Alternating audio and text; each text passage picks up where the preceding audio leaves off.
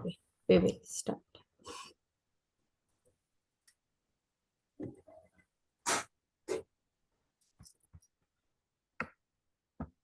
Hello everyone. Welcome to KHA Homeopathy Study Group Pro Bono webinar. Good morning, good afternoon, and good evening. So nice to see many of you from different countries and different time zones. Before we start our webinar, we always thank Universe for giving us this great opportunity. Dr. Sweta Singh, our KHA Chief Administrator, will start the session.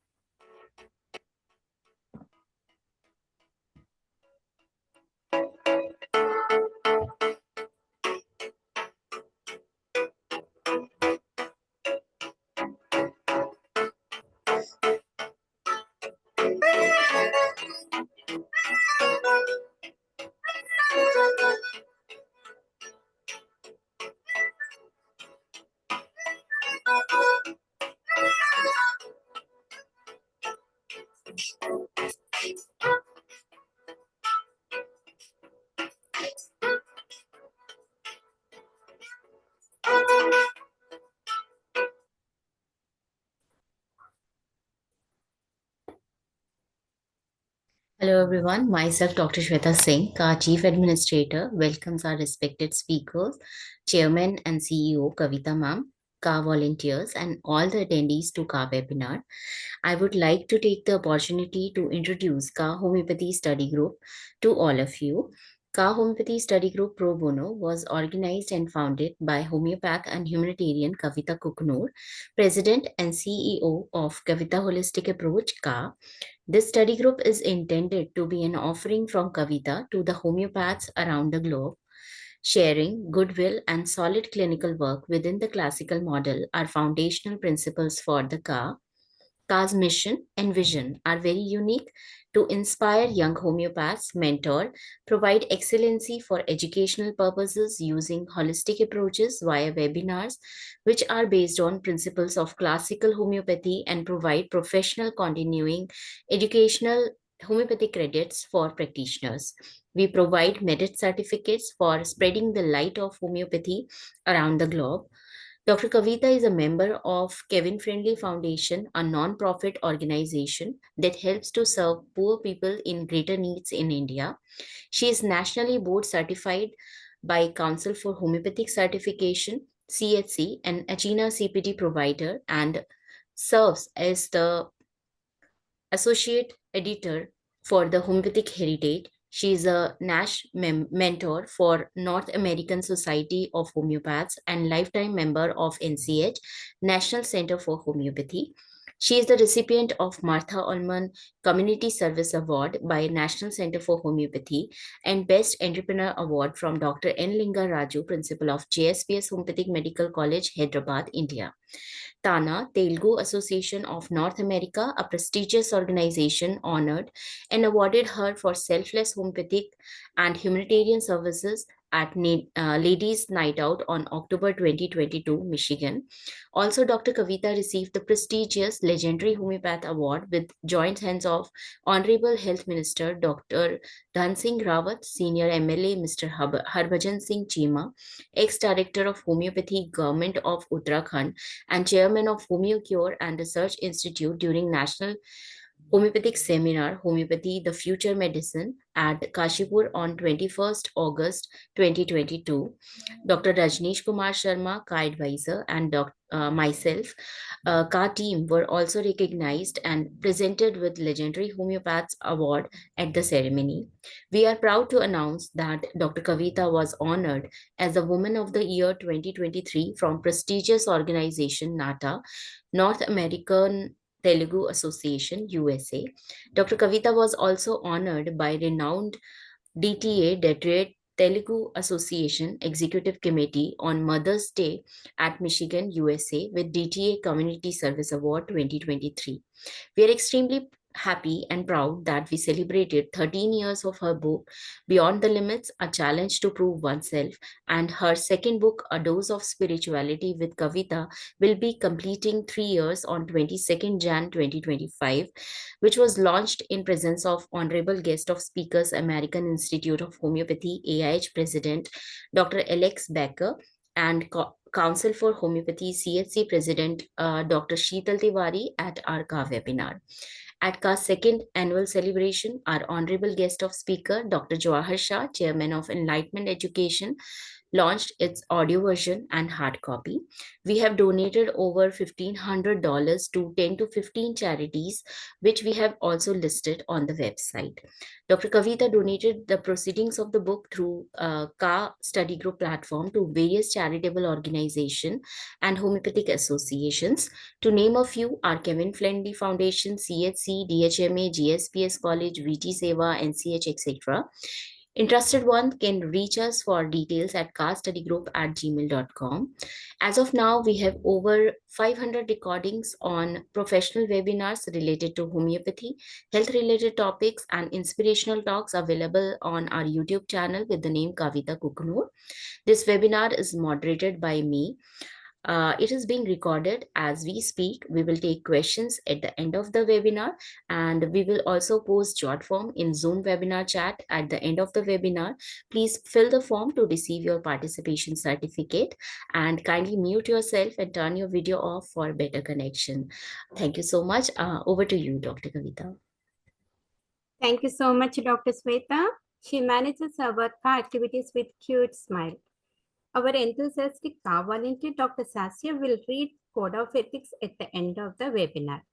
And I thank KA Homeopathy Study Group entire team for their continuous selfless support with which we are able to make our pro bono activities and webinars so beautiful. Today, January 19, 2025, we have two honorable speakers, Dr. Kavita Chandak from Nagpur, India, on topic Personality Transformation in Alopecia Universalis through Homeopathy, and Dr. LAURI GROSSMAN from New York on topic Case Analysis, Finding the Best Method for the Doctor and the Patient. Today's session will be 2 hours with many interesting topics. And at the end, NCH will speak about JAHC, Joint American Homeopathic Conference. So stay tuned until the end of the webinar. And before I proceed further, I would like to take opportunity to send heartfelt congratulations to our KA Homeopathy Study Group team, KA speakers, my family, dear friends, for successfully completing 3 years of our book, A Dose of Spirituality, which has over 50 plus inspirational messages, words of wisdom, and all the proceeds are donated, as Dr. Sweta Singh has mentioned. And the book beautifully compiled by our KA Chief Administrator, Dr. Sweta Singh, and narrated by Dr. Sweta Verma. And we're also happy to share that we recently started KA Miraculous Minds group meditation. We're doing full moon meditation monthly once. And these webinars are educational purposes only and should not misuse any of the course content without speaker's permission. Always seek an expert homeopath for treatment. And no introduction is needed for our first speaker, Dr. Kavita Chandak. Dr. Kavita Chandak is a passionate young homeopath honored by 4 Golden Book of World Records for treating kidney disorders and success in a case of mucormycosis. She is an author, international trainer, speaker, and promoter of homeopathy, practicing since 1999. She specializes in autism, psychiatric and behavioral disorders, kidney diseases, and cancer, and many. She is an advisory board member for the Turkey Clinical Journal in Istanbul and scientific committee member at Duke University, Turkey, and LMHA 2022. She is invited as speaker at many national and international seminars and conferences. Recently, she spoke in New Zealand, Russia, Greece, America, Romania, LMHA 2023, and HAMI Delhi, India conferences, and many more.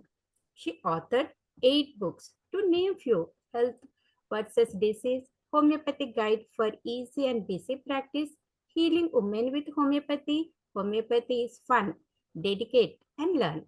Homeopathy is logic and magic. She wrote over 300 articles in different languages. She conducts many online courses to name few: how to master psychiatry with homeopathy, womanhood, a power pack of homeopathic solutions in all disorders including cancer, homeopathy and autism, in and out.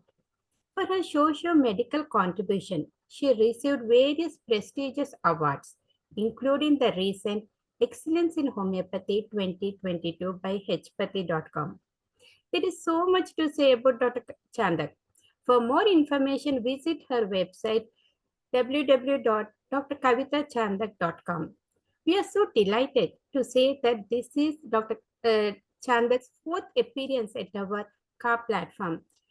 Let us welcome our first honorable speaker, Dr. Kavita, to our webinar. Thank you, Kavita. Thank you for the introduction. And thank you all audiences. So without wasting time, I think we should start up for the webinar, right? Yeah, please. Yeah. So today audiences have two Kavitas. So is my screen visible? Yes. Okay, thank you. Thank you, Kavita, first of all, for this invitation. And the main thing is that on KHA, that I always feel pleasure to be here because there is no restriction about any topic. There is no bounded things. You can choose your topic. You can talk whatever you want. So today I chose a special topic for my special friend, that is personality transformation in Alopecia Universalis through homeopathy. You see, uh, usually we say that this is autoimmune disorder. And there is a myth that autoimmune disorders cannot be cured. Let us see today whether it is possible for homeopathy or not. So personality transformation in Alopecia Universalis through homeopathy. It is an advanced form of alopecia areata, a condition that causes round patches of hair loss. Although the exact cause of autoimmune diseases are usually unknown, it is thought to be an autoimmune condition in which the person's immune system mistakenly attacks the hair follicle. The disease is caused by genetic material, DNA changes. You will see some DNA changes in all type of autoimmune diseases. One 12-year-old guy visited me in February 2023 for the same universalis, alopecia, no hair. When we say that it is alopecia universalis, means there is loss of hair not only from the scalp, but from the eyebrows, from the eyelashes, from the genital organ, and even from your hands, legs, everywhere. So one 12-year-old guy with his mother visited me in February 2023. He was under homeopathic medication for 6 years, in which hairs used to come and fall again. You see, for these 6 years, he was just playing with his doctor like hide and seek. When he visited me, he had a few hairs on his scalp as well on the eyebrows. Only few hairs. In my practice, I experienced that many conditions considered as genetic or autoimmune are nowadays responding well to homeopathic treatment. I feel they are not basically genetic in every case. Few cases may be with epigenetic changes in the background, hence might be responding to treatment, like we see positive changes and recovery in cases of autism. Because there is a myth that autism is a genetic disorder. Absolutely not. Autism is an epigenetic disorder, and when we can address epigenesis, we can cure it. I think same happened with autoimmune diseases, because if there is a lot of changes in the DNA, you cannot change it. You cannot make it to go back in the reverse gear. But of course, if there are only epigenetic changes, you can address it. This boy had alopecia since the age of 5 years. Later on, it turned into complete baldness, for which he was already taking homeopathic treatment, without significant result. As I told you, he dedicated 6 years with a homeopath. I would never done this. You know, it's really, it requires a long patience for this, that you are giving 6 years to a homeopath without any result. He observed extreme hair fall at weather change. This is also very different symptom, you know. Usually we do not get any hair fall at particular weather. Only in the winter, everybody in general has the complaint of hair fall. But not specially in the beginning of summer or in the beginning of monsoon. Now you can see in the first meeting, he had only few hairs on his scalp. Quite young guy. See, his mother said he is aggressive, angry, and haughty, and feels himself as mature and grown up. When angry, he cuts his thighs twice. I'm wondering how could he do such a painful act to himself? It's a type of self-torture. Which remedy in homeopathic knocks your brain when it comes to self-torture? See, my sessions are always interactive. Those who are watching me on this webinar, they can answer in the chat.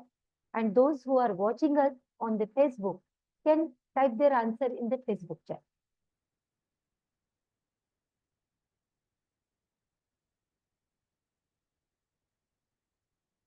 Any idea where patient can cut himself?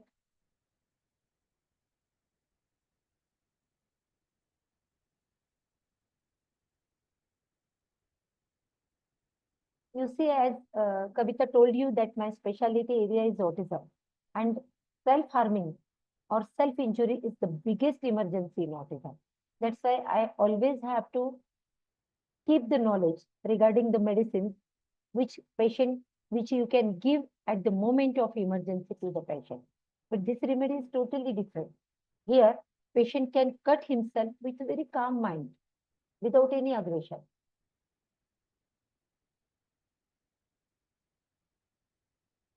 Any answer in the chat? No, ma'am, not yet. Okay. You see, there are many remedies there who are harming themselves. For example, hyacinthus, belladonna, of course, trio of delirium and stamonium. But the remedy when the patient can harm himself, can cut himself with a very calm mind, the remedy is lacphalinum. I repeat, the remedy is lacphalinum. So, proceeding with our case, his mother said he is aggressive, angry, and haughty, and feels himself as mature and grown up. When angry, he cuts his thighs twice. I was wondering how could he do such a painful act to himself? It's a type of self-torture. When asked, he said, I did not feel pain while cutting it. Strange. He is dominating, too harsh with younger sister, but good with elder cousins. See, you got one rubric here. That is hard with inferior and soft with superior. He is jealous of his sister and uses bad language with her. He fights with others and then starts weeping. His friends tease him by calling him as a girl. His milestones were normal, frequent cough, cold, fever, and tonsillitis in childhood, for which antibiotics were taken. Toothache is also a frequent complaint. His nose is obstructed with sinusitis. Sometimes saliva dribbles from the mouth during sleep. He took treatment for eczema 1 year ago in 2020. So now you have a keynote, that is suppression of eczema. He is very demanding child who wants branded things. He easily gets influenced by others' clothes, luxury, and lifestyle. He keeps on asking for new clothes as he feels bored with the cloth he has worn for two or three times. The same goes for food. He desires variety. Which remedy have this symptom?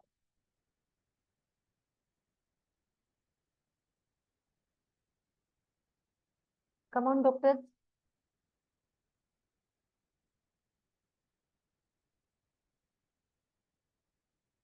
Let me give you one more clue. When patient feel the grandurity, illusion of being great, illusion of being a rich man, and now I want everything branded. It doesn't matter whether my parents are able to afford it or not.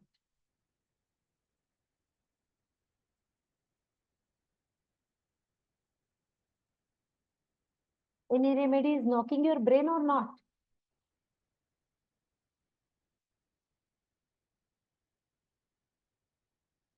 Okay. So this is a homework for you. But if you want, I can tell you the name of the remedy at the end of the session. I think there is something in the chat. Shweta, could you please read for me? Yes, ma'am. Is it palladium or platinum? Why do we lock our brain when it comes to about big things or elegance, desire for grandurity? Why do we lock brain? In platina and in palladium, patient himself feels as a great person. Mhm. His demands are good, but he's not that much finicky that I want everything branded. Just because though my parents are not able to afford it. There is no delusion. They themselves feel that I am a great person. Is it sulfur? I think I was asking question and expecting answer. Yes. Dr. Sasha wrote sulfur. Mhm. Very good effort. Anybody else?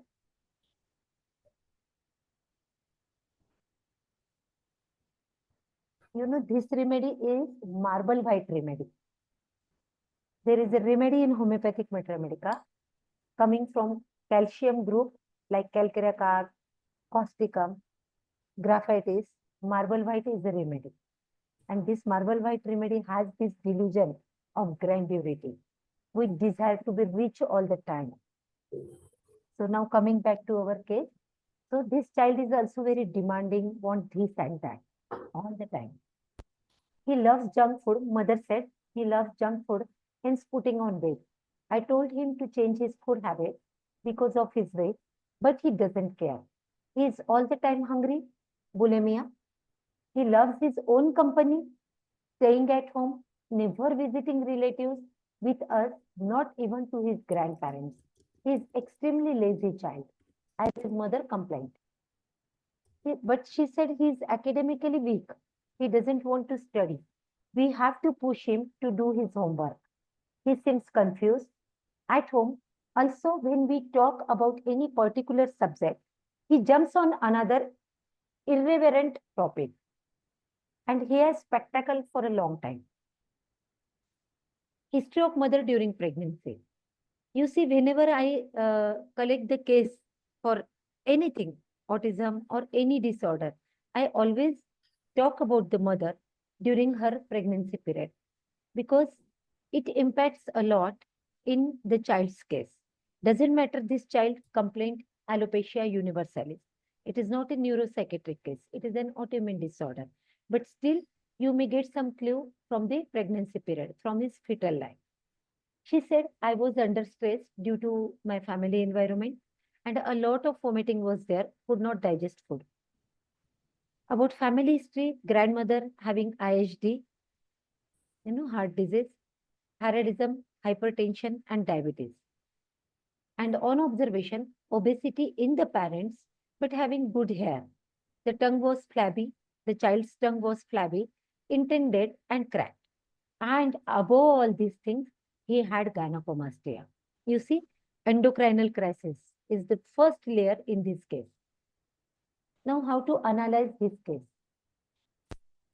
The portrait of patient indicated following rubrics: lazy, haughty, quarreling, weeping disposition. Envy with sister, harsh with inferiors and soft with superiors. Confused and constant ennui, boredom feeling. I want this and that. I want new clothes when I just wear, I would love to wear these clothes only 2 or 3 times and then I will require the new one because of the feeling of boredom. Will wavers and intellect is dull. He has to be guided and driven into action.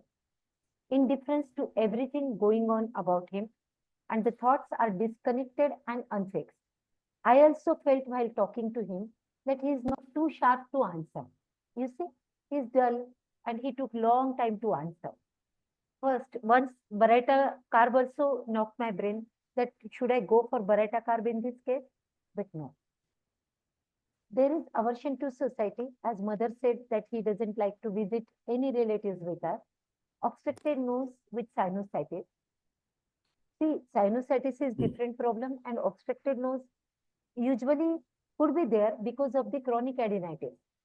Dribbling saliva was there, and the major thing was history of antibiotics and skin treatment. He has taken a lot of skin treatment in the past, but only 1 year before. So I won't say that because of suppressed eczema, he got hair fall. Absolutely not. Because he got hair fall since the age of 5.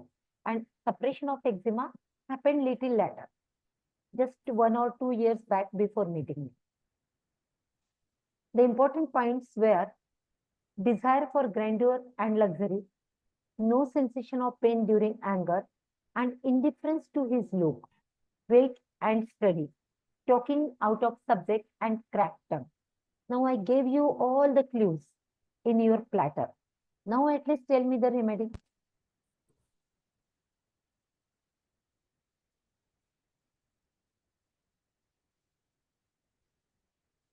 Yes, come on.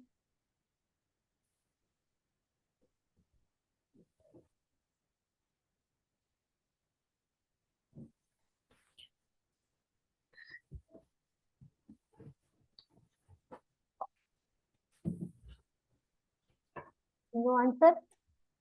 No, ma'am.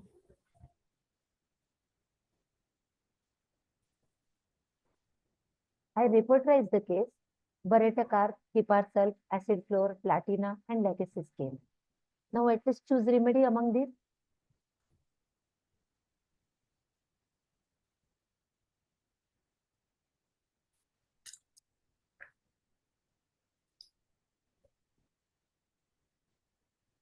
Do you know the theme of acid floor group?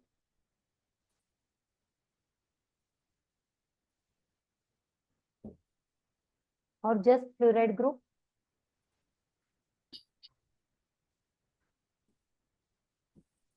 They are crazy for glamour.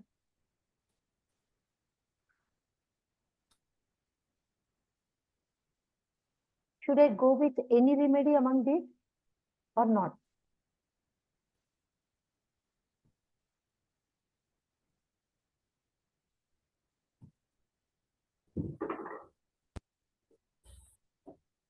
I thought to start with Barretta as per his look, suppressed coryza, tonsils, and eruption, etc., etc.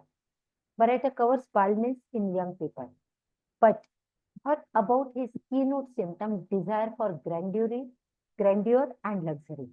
You see, the keynote symptom was still there. If I choose Barretta was not able to cover that symptom. Now, which remedy should I?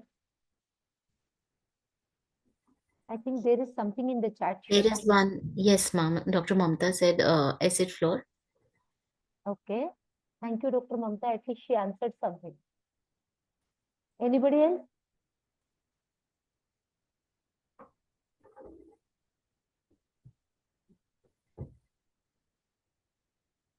I prescribe Curare 1 ml, 1 dose. Why Curare?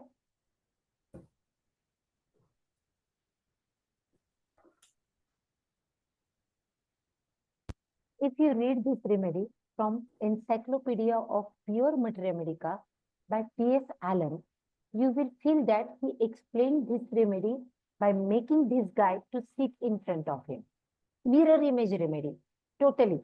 You see, because of the time frame, I cannot teach you the whole remedy, but just go and open Encyclopedia of Pure Materia Medica by T.F. Allen and read Curare.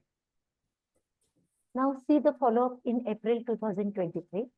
Fever and tonsillitis twice, no medication taken. Now what should be the prescription here? Because fever came out, tonsils also came out.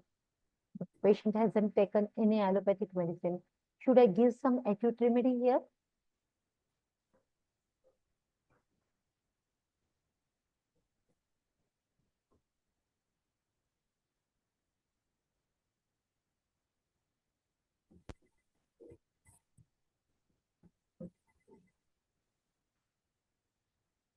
I just gave him placebo and moved on. Why? Because curare is a poison. When converted into medicine, deserves some time to act. As well, patient has psychotic miasm and sluggish constitution. I prefer to wait for a while. Now see follow-up in May 2023. No fever or throat issues. Behavior is the same. No changes in the hair. Now what should be the prescription at this moment if there is no change at all with your given medicine, but you are very much confident about your medicine? I repeat the same medicine curare 1M, but this time one dose in aqua. I just suggested my staff that they should put one pill or one drop in 20 ml of water, stir it well, and give 1 tablespoon to drink the child. That's all. Now see the follow-up in July 23, again status quo. He was so much disappointed and refused to take medicine because already he paid 6 years to the other homeopath. Behavior, habits, and thought processes are the same. He even lost the hair that he had in our first meeting. But that was obvious because even during the last treatment, he was gaining the hair and losing it back. So I won't say that it is because of our medicine. It is his body pattern. And I was there just to break that pattern. See, in July, the whole body, you can see the gynecomastia. Now, what should be my prescription at this moment? Still, should I repeat the same remedy because I am confident with that? Or it is the high time to change the medicine?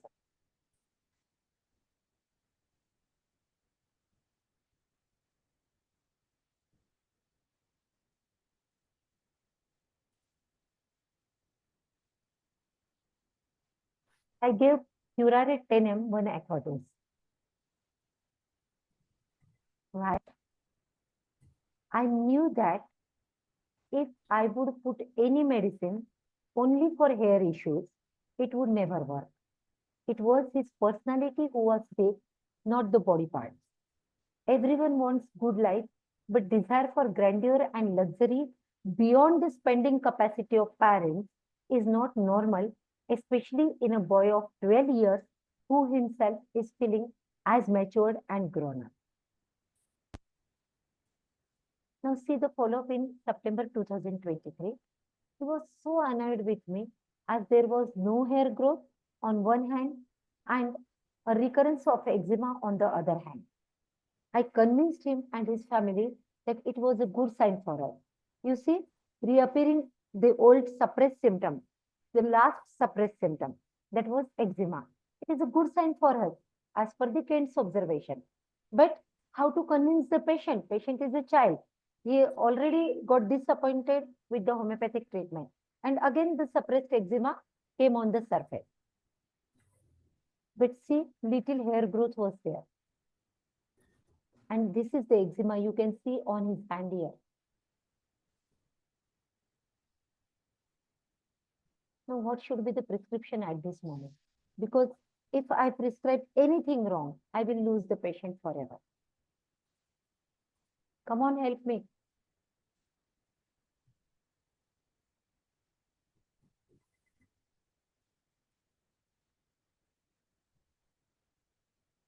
No idea?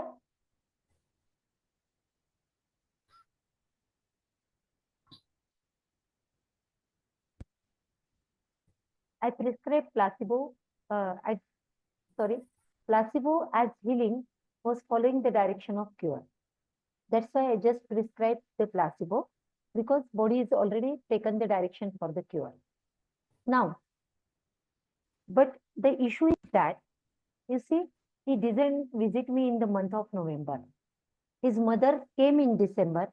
She said he does not want to continue due to eczema.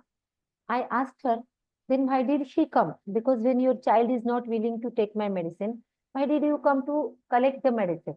She said, because I saw hairs growing in some part of his scalp. Not significant, but at least growth began. His behavior is little better with sister, not teasing her, and surprisingly, he attended a relative's wedding with her. I guess he is changing. This was a very good observation from the mother, and that's why I decided the further medicine that was again 1 dose of curare 10 ml in aqua. That's all. Because I just wanted to push his immunity to throw something out again because he was doing good at mental level. His miasm was shifting. Now follow up in January 2024. Mother came with his pictures. Good hair growth on the occiput and vertex area. Eyebrows are better. Eczema and overall dryness were chief complaints. I suggested just to apply the coconut oil to keep the skin moist at least 4 to 5 times per day. And that's all. You can see the growth of the hair here.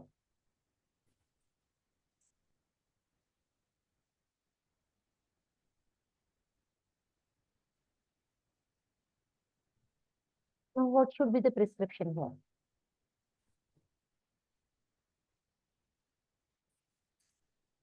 Everything is going well.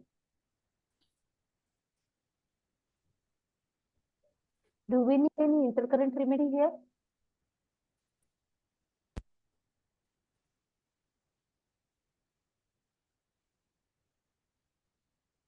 Yes, somebody has answered. Everybody's saying placebo, ma'am. Thank you everyone who has answered, and thank you for the correct answer again. So I just gave the placebo and that's all. Now see the follow-up in March 2024. His picture showed dense hair growth on various parts of the scalp. He did not come as still not happy with my treatment due to eczema and running nose. Now along with eczema, coryza is also out. But mother shared his picture. Mother said with the previous homeopath, we witnessed hair growth that was not long lasting. For us, growing hair is not enough. Important is that they should not fall again. We want stable and permanent results. Now, what should be the prescription? Because mother is also demanding now, keeping her conditions. Here I put thyroidinum 200 bundles. You see, whenever you feel that your case is going well, but still you can stuck at some point. So it's better to put either nosol or sarcod. In this case, I chose thyroidinum 200. Why? Yes, anybody?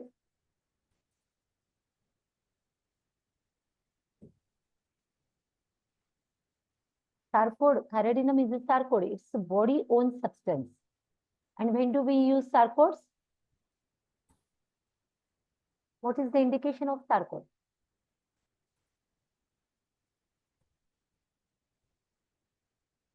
They tune what is mistuned.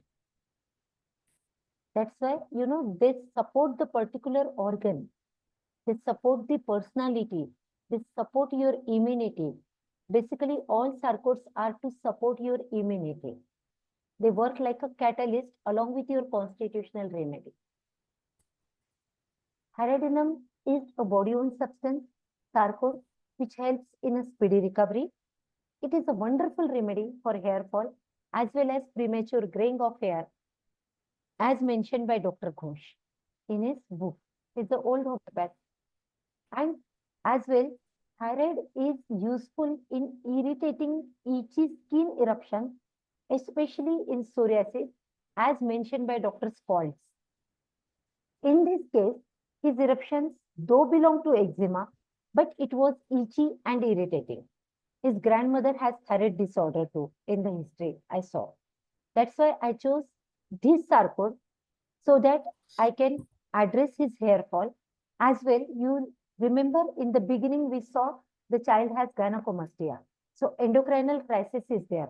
That's why we need to put a medicine which should act on the endocrine gland of the body. And thyroidinum acts on all types of endocrinal glands on the body. You must be using it in various cases of gynecology. It is a wonderful remedy for gynecology. Now follow up in April 24, eczema increased, but the twist is hairs on the scalp and eyebrows are also increased. His mother said his behavior with his sister is better, not teasing or scolding her.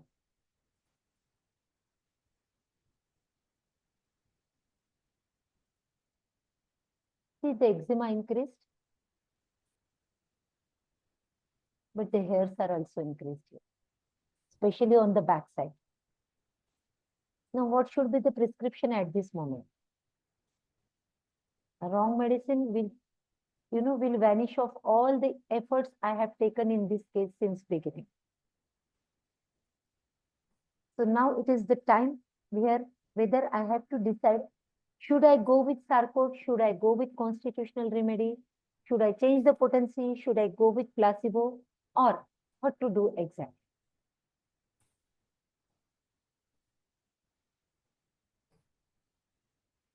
I just gave him placebo because I did not want to address his eczema, obviously. It was a good sign for me according to Herring's law. But the truth is that Herring never talked about any law. It was Kent by mistake used his word Herring's law.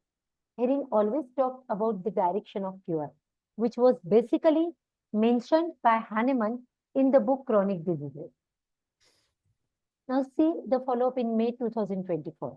Significant hair growth was there, eczema reduced but still persisting.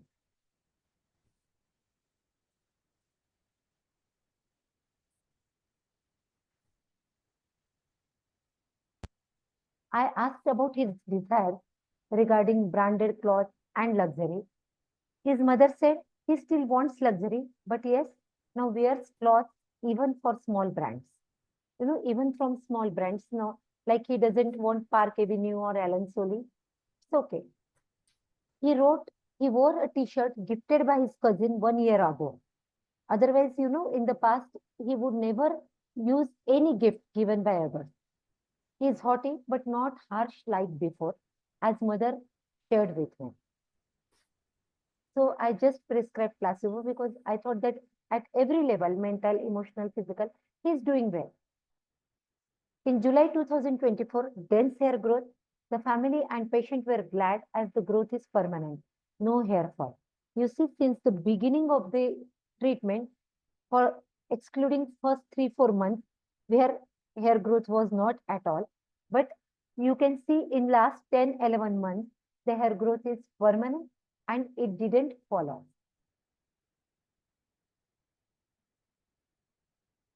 See, this is the growth. This is February 2023 when the child approached me for very first time, and this is July 2024. Meet the mother. मेरे बेटे का नाम सार्थक गोयल है, उसे alopecia था। फिर इसका ट्रीटमेंट मैं कम से कम 5 से 6 साल तक डॉक्टर के पास से करा रही थी। उससे 2-3 बार तो बाल आए, लेकिन बाल आपके रुके नहीं, वापस ही चले जा रहे थे। वो भी होम्योपैथी ट्रीटमेंट था? वो भी होम्योपैथी था। फिर किसी ने मुझे बताया, एक्चुअली मेरे कोई फैमिली मेंबर है, उनको ये डॉक्टर कविता चांडक से बहुत ज्यादा उनको फायदा हुआ, तो उन्होंने मुझे बताया। फिर मैं यहाँ आई, और जब मैं आई तो मेरे बेटे के सिर पे बाल लगभग नहीं थे, बिल्कुल भी नहीं थे, और अभी लगभग 75% आ गए 16 महीने के अंदर। 16 महीने के अंदर। और मैंने आपको क्या प्रॉमिस किया था? लेके आऊंगी बाल और वापस नहीं जाएगा। बिल्कुल नहीं जाएगा। अब जो आएगा, क्योंकि 16 महीने में जितने भी बाल है वापस नहीं गए ना? बिल्कुल भी नहीं। तो फिर मुझे ऐसे, जैसे मैं उनसे ट्रीटमेंट ले रही थी ना, थोड़ी दिन के बाद एक बार मेरे हाथ में आने लग रहे थे। आफ्टर 5 to 6 months पूरी चली जा रही थी। अच्छा, और ये 16 महीने में आए हुए बाल वापस नहीं गए? आप होम्योपैथी से खुश है? बिल्कुल, बहुत खुश। चलो, thank you so much. So mother gave this statement that I am very happy because my child's hair are better than before. In August 2024, you can see this is February 2023, July 2024, the middle one, and this is August 2024. He would require medication for a few more months for full hair growth, obviously. In September, when he visited me, mother shared his picture with me. In October, you can see the dense hair growth, but still I could observe a small thin spots are left there. In November 2024, and in December, he was supposed to visit me. Till today, he didn't visit me. It is January. So almost his appointment lapsed 15-17 days before, but he still didn't visit me. I don't know what is the reason, but once, recovery is there, and how long, as long as he will keep continuing the treatment with me, homeopathy will definitely give him the permanent result. Such cases make us confident in handling autoimmune disorder. Baldness is not just a health issue. Face has cosmetic value. By dealing such cases with homeopathy and providing significant changes, we are transforming lives. Because when you are bald, when you do not have hair, obviously you feel embarrassed, you avoid people, you avoid society, you avoid social contact, and ultimately you land in lack of confidence. Even in the school, children, other your peers, they keep on bullying you. They keep on calling you as a bald, taklu in Hindi, like that. So it is really embarrassing.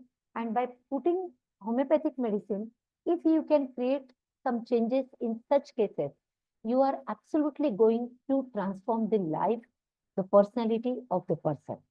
And that is really beneficial for his confidence and his future career. Every minute information about each remedy is mentioned by pioneers. We just need to explore the literature. Thank you, Hanuman, for discovering such a wonderful science. You see, I never touched the child. Within these 16, 18 months, I never touched the child, but still homeopathic could create a miracle for the family. And our medicines are gentle, non-toxic, non-abusive, so good for the immunity of the patient. This is the exact gentle way. This is the exact gentle cure as mentioned by Hahnemann in Organon in Aphorism 2. These are my few books. Kavita has already mentioned about it, but they are all available on my website. You can search on my website. This is my book, Healing Woman with Homeopathy, now available in 3-4 languages. And thank you so much for your patience listening. But yes, today I would say that I didn't get the proper interaction. I didn't get the answers. So I would like to say you one line. Thank you for being silent audience. Any question for me, my dear friends?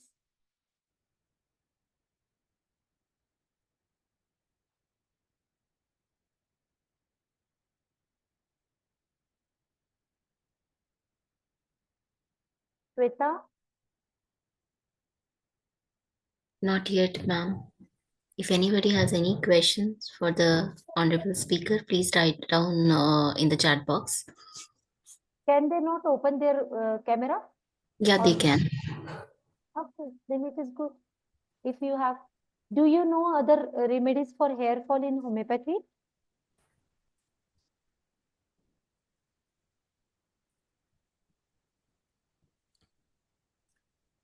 Phosphoric acid, hi Kavita. It's a wonderful presentation and amazing. I know everyone, since we have started this Miraculous Minds group meditation, I think everyone is in the meditation state, I guess. So everyone has been enjoying the session. It's wonderful. And so phosphoric acid has helped, but not this extensive case, Kavita, which you have shared today. That's really wonderful. And with my until someone speaks, I'm speaking. So, and really about curate remedy, which I overlook, maybe because here I did not get a chance to get into that kind of in USA.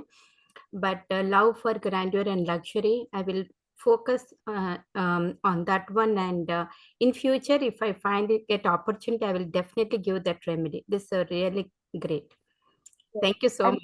the other remedy is again there, Kavita, that is marble white, which we discussed in this session. Yes. Marble white, also wonderful remedy. I treated a case of schizoaffective disorder with marble white.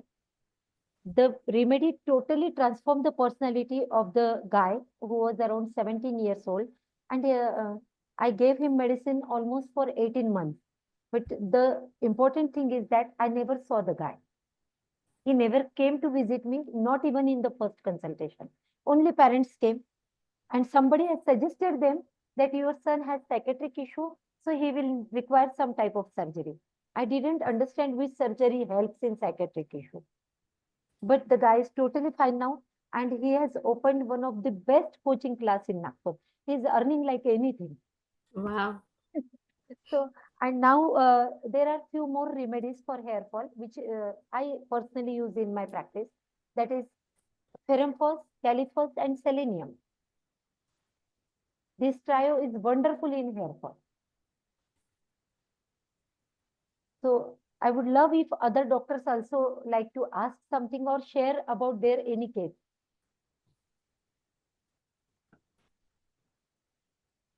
Please unmute yourself.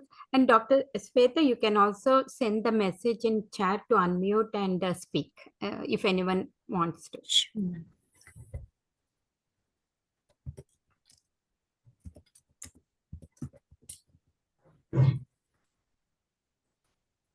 Did Laurie join? Yes, she's here. I want to say hi to Laurie.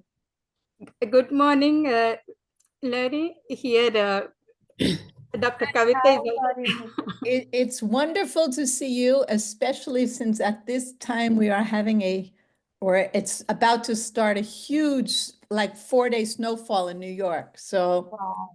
it's nice to be warmed by your presence, your presentation. It's lovely to see everybody.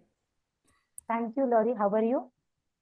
Doing well, doing well, Yeah. doing well. Lovely to see you. It really is. Yes, yes. I remembered our meeting in Colombia. I was just sharing it with Kavita before the session. Yes. So, It's great when someone from India and someone from the United States meet in Bogota, Colombia. yes. It was fabulous. It was a great Yes. meeting. Great And meeting. just so the other listeners know, Dr. Kavita has really presented so many wonderful cases. She's taught at the JHC conference, and that's sponsored by the National Center for Homeopathy. And I think she's one of the greatest homeopathic educators. So thank you, thank you, thank you. I So feel the same for you, Laurie. I encourage everybody to, if you get a chance to hear the recording again, to listen again to the fine details and how she takes a beautiful case. Thank you, Laurie. And I hope very soon we can meet in person. Yes, for sure. Yes, this is the fourth time. Along with our Kavita. Along Yes. with our Kavita. Yeah, Kavita, thank definitely. you so much for bringing two of us on your platform. It's a coincidence. And it is the third time for Dr. Laurie, and for you, it's the fourth time because we did book review, right, Kavita? Yes. Healing. Yes, yes, about my book. Yes, we did the book review. I forgot it. Oh my God. Thank you. So, Laurie, now the dice is yours. Thank you, thank you. I'm So- ready to go. So, Laurie, like since Kavita, for her it is little late, so she may stay for a few more minutes and may not stay for 1 hour long. That's what she just told me. And if that is fine, we would like to honor her with our certificate for her gracious presence. Dr. Sweta, please. Thank you so much, Kavita. It's a wonderful session and we'd love to see you again, fifth time. Totally my pleasure. Soon. Totally my pleasure. Thank you. Thank you so much. Laurie, I will stay as long as possible. Want to hear you.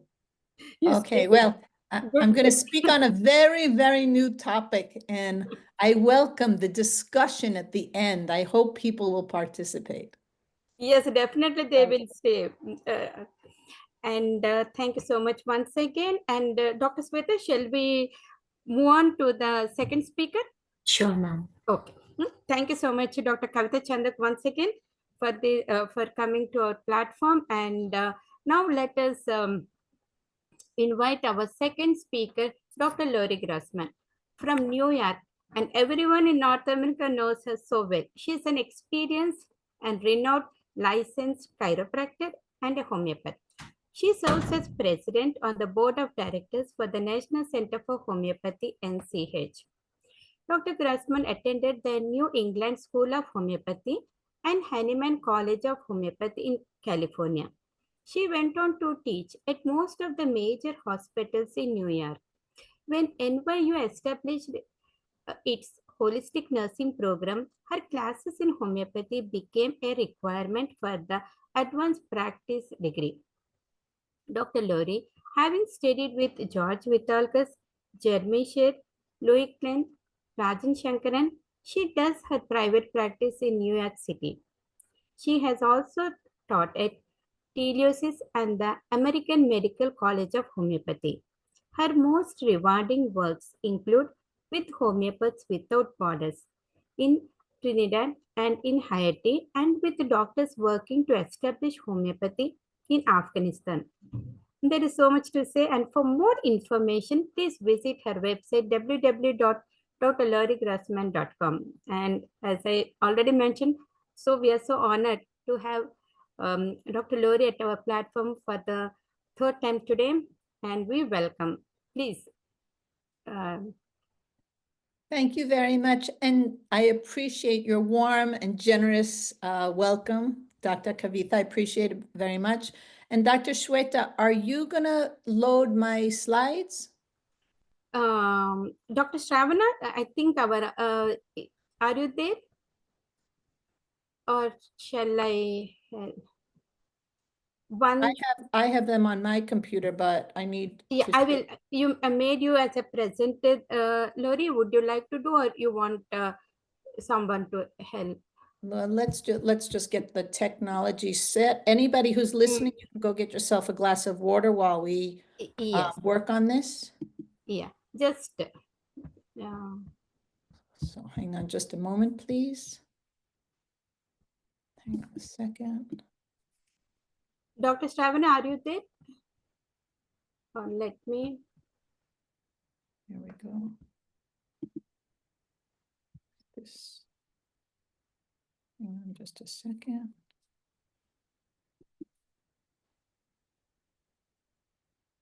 I think she's. I can share. Okay, now we're good. You're good, Lauri. Otherwise, so. I can share it. Can we share now? You want me to share? Please do. Oh.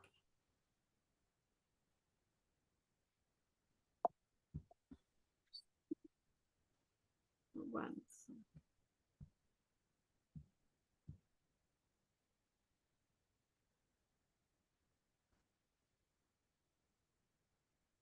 Do you see my slides? So, Lauri, are you sharing or you want me to share? I have I think I'm presenting. It says share. I have my slides up. Okay, then I will stop my sharing. See if mine come up. Sweta, can you see? No, ma'am, not yet. It's not visible. Why isn't it not visible? Well, do you have my slides? Why don't you share then? It says like it has started sharing screen. Maybe that window is not opening, Lauri, I think. You're sharing the screen, but the presentation window is not shared. Hang on a second. Otherwise, I can share. It says that my share screening is paused. Yes. Why is it paused? Maybe you can stop sharing and then try once. If it does not work, then I'll share. Okay, why don't you share and I'll we'll do it that way. Okay, sure.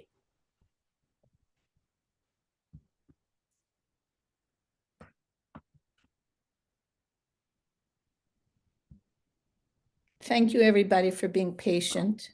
I appreciate it very much.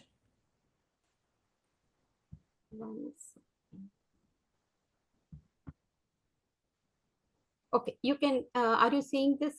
Yes, I am. You can move to the next slide. Okay, very good.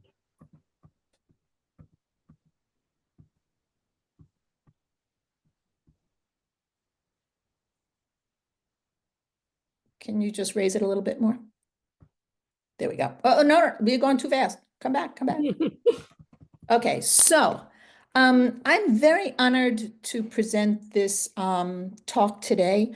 I've never made this presentation before. I've actually never addressed this issue before. And I've been thinking about it for quite some time. I think it's a very important issue for master homeopaths, longtime practicing homeopaths, new homeopaths, to discuss because the environment in which homeopathy is being practiced is changing around the world.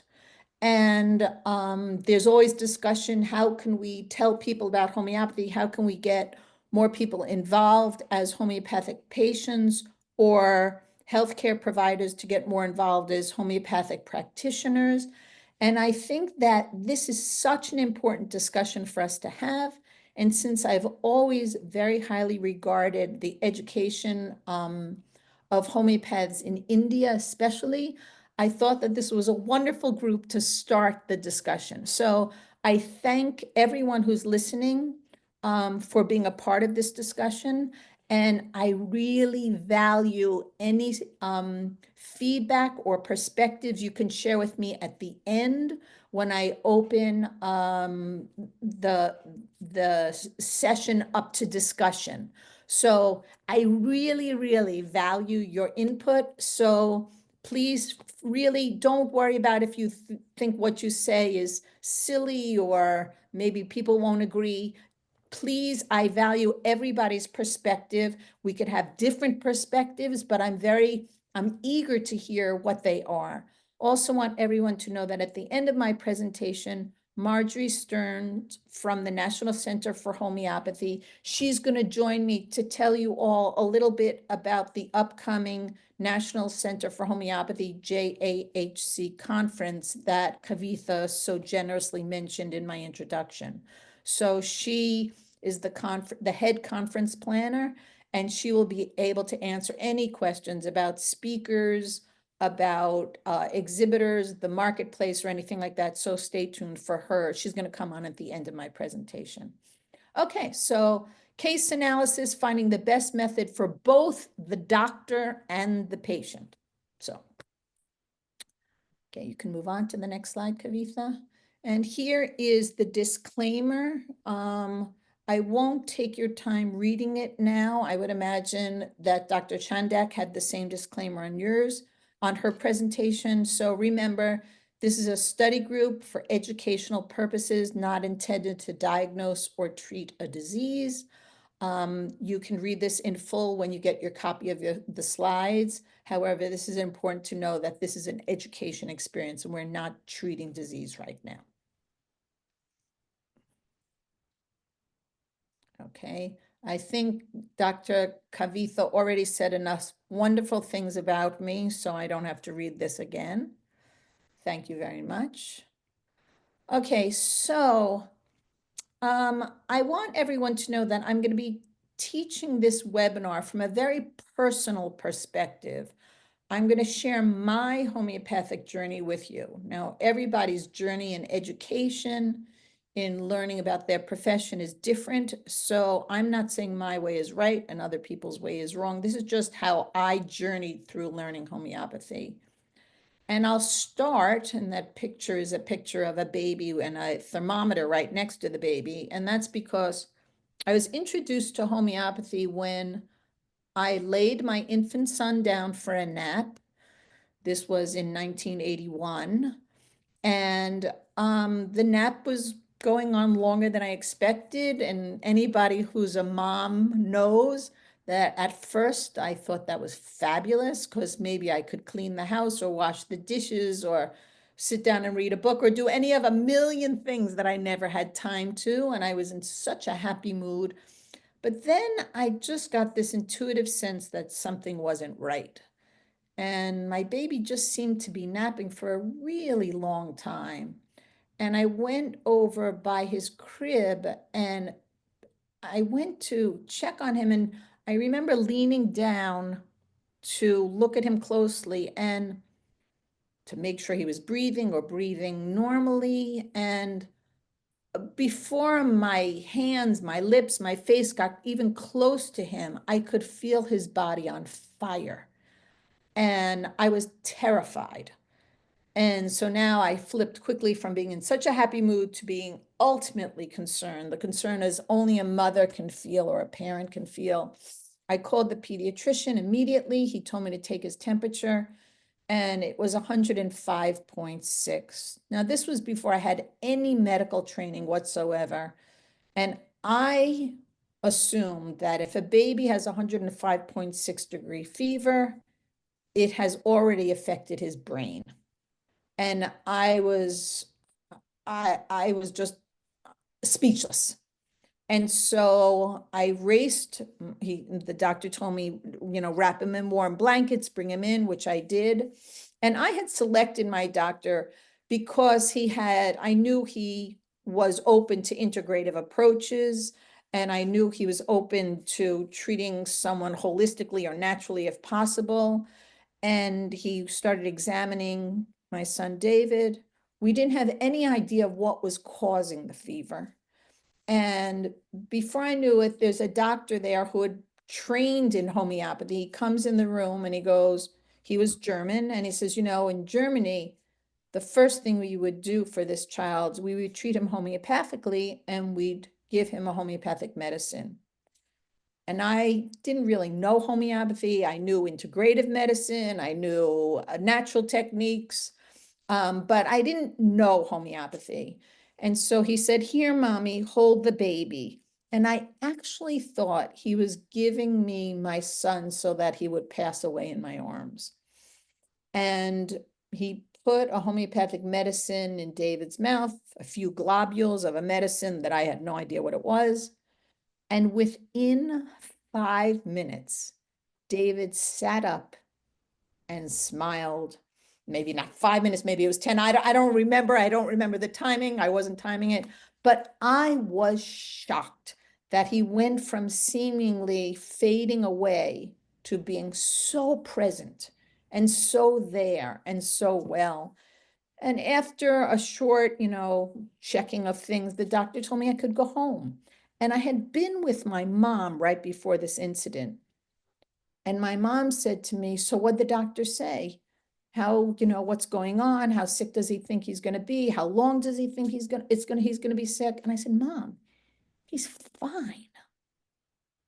And for the rest of the day, I was walking around in disbelief of what I just experienced. And David's behavior for the rest of the day was normal, fine. He was playing, he was moving about. That night, or the next day rather, I was walking on a street in New York City, and I saw a flyer, and the flyer was flapping in the wind, and it said "Class in Homeopathic Medicine." And it advertised a class for lay people. And I attended the class, and that's when I first found out how much homeopathy could do. The doctor was presenting cases of colitis and asthma and skin disorders, one thing after another in video form. I couldn't believe my eyes when I saw the transformation, because people's lives were transformed just as my son David's life was transferred from being immunocompromised or very ill to really being whole again. And then started my journey, because I said, I have to learn this stuff. And this was before the internet, or before most of the public had access to the internet. And so starts my journey, which we'll discover on the next slide. So Shweta, can you move forward to the next slide, please?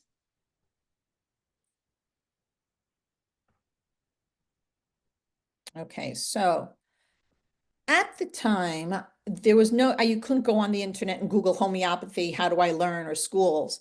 And I remember going to downtown New York City, and there was a bookstore called the Integrative something or other.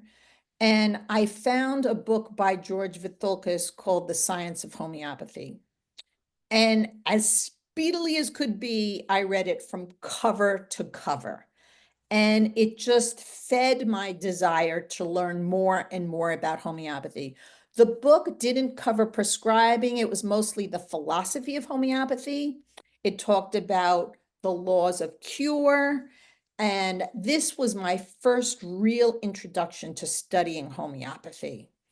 And at the time, there was the start of the summer school classes given by the National Center for Homeopathy in the US. And in those classes, it was based primarily on classical homeopathy.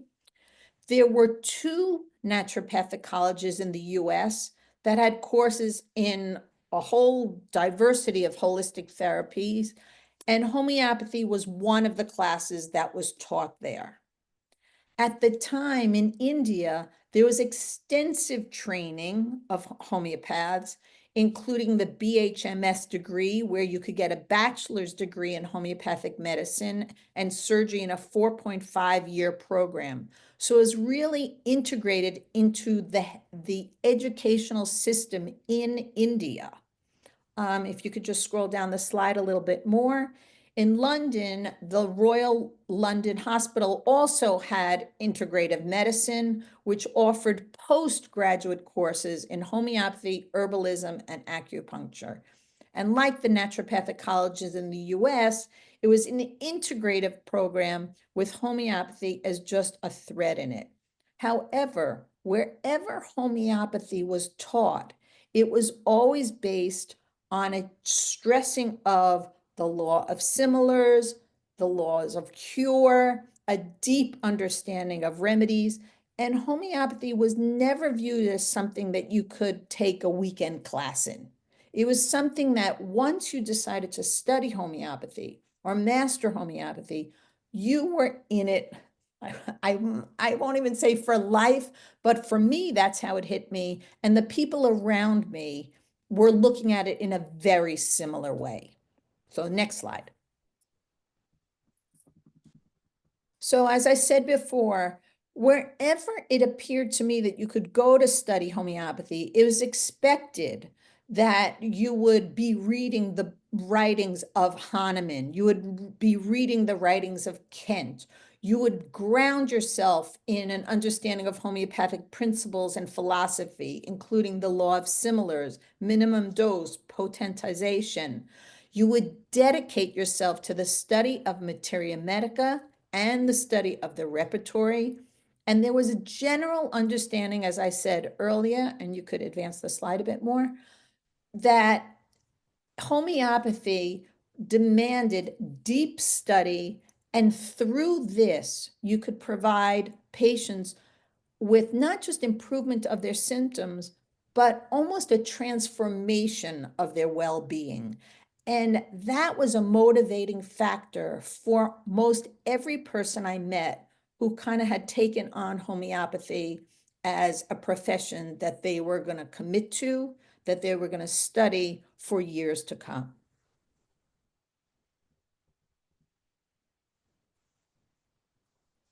Keep going.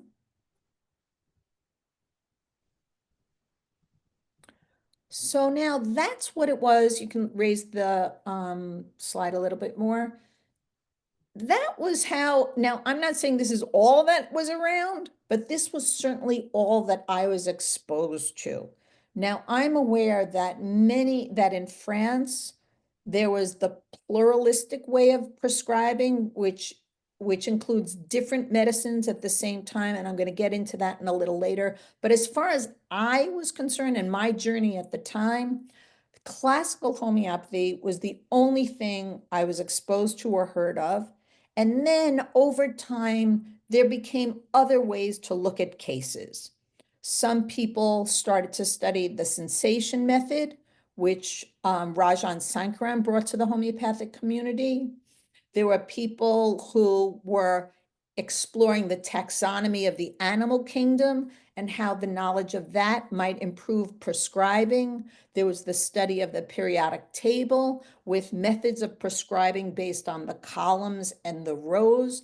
So after decades of my studying homeopathy, it appeared as though for the first time ever, there were these different voices arising and people practicing in very different ways. Okay, I can go to the next slide. Now, the next slide, please. And, okay, stop. And again, as time went on, there were people who wanted to dedicate their practices to patients who were on the autistic spectrum. And so there was in-depth exploration of patients on the autistic spectrum. I know in the US, I don't know if this happened abroad, there became study of protocols for PANS and PANDAS. A lot of this came out of the naturopathic community, but also it came from individuals, homeopaths all over the world. Dr. Smits in Europe. And so now we're getting even more voices of who are saying to treat a patient, you could do it this way, you could do it that way. And there were a multiplicity of perspectives. So it was no longer, from my perspective, this one unified front. Okay, next slide, please.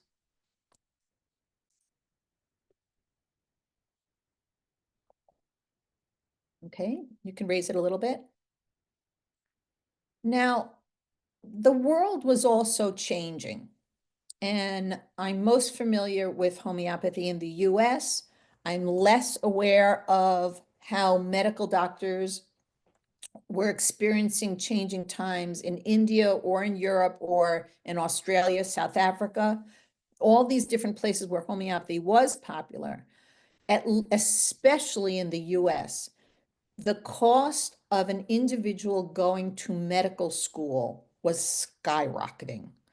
In my family, we have many medical doctors. The cost of my oldest brother's degree was infinitesimal compared to my son's medical training. And so we have a tremendous sacrifice that medical doctors, especially in the US, were making just in order to graduate medical school. I think at the time of my son's graduation, the average medical doctor owed $250,000 in debt for their training. And that's continued to this day. There was also an increasing length of time of conventional medical education. It wasn't just getting your medical degree, it was following up with a residency and then a fellowship. And those often took about, the residency and fellowship could take up to 8 years. So not only was this financial sacrifice, but a tremendous amount of time it took just in order to start practicing medicine.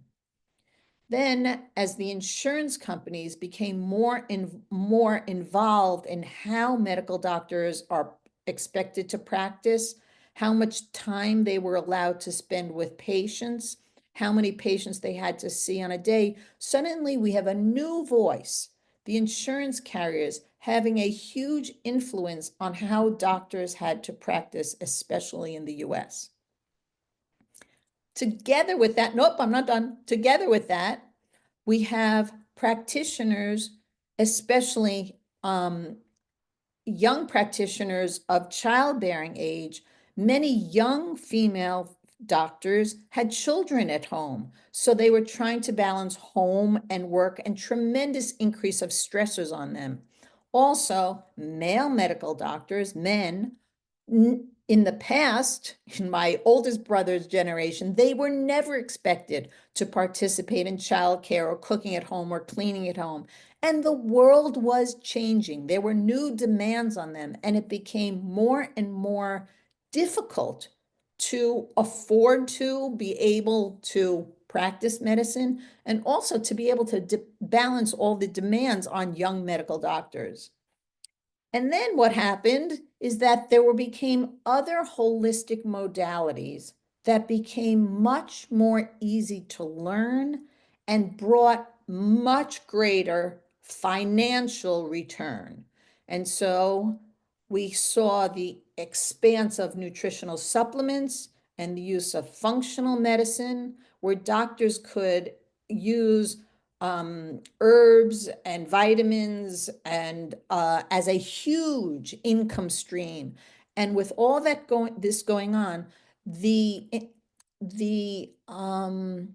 decision to practice homeopathy, especially classical homeopathy, especially in the US, became more and more something of tremendous sacrifice. So we have fewer and fewer and fewer medical doctors trained in homeopathy. And in the US, the IHC, which was the organization that has long been in existence for medical doctors who practice homeopathy, they hardly had any members. And it was really, it almost appeared as though it was going to die, the organization. So next slide. So now we saw an expansion of part-time programs. So there were so many people whose health needs were not being met by the US medical system and by medical systems in many other countries as well. So there were many conditions, especially those related to children's health, women's health, sleep, stress, emotionally challenged, autism. There were so many conditions for which the US medical system was not meeting the needs.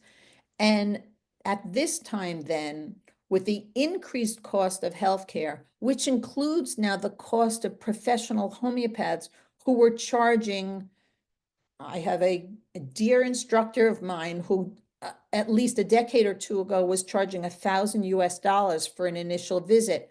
There were so many people who wanted homeopathy, but could not afford to go to a homeopath. They wanted green medicine, sustainable medicine, medicine without toxic side effects. They didn't want medicines that cause dependency. But if they could not afford to go to a homeopath, where would they go? So now we have an explosion in the US of non-certified healthcare providers learning homeopathy part-time in online classes. Okay, next slide, please.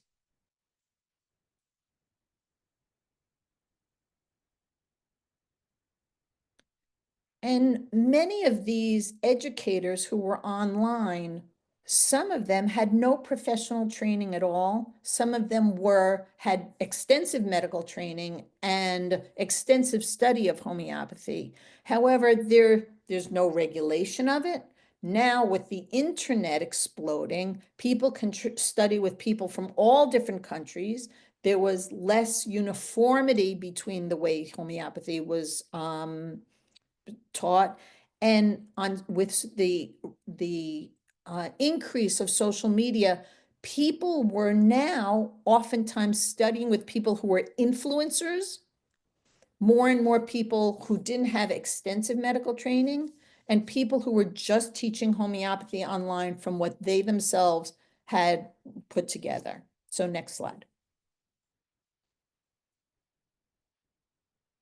Keep going. So,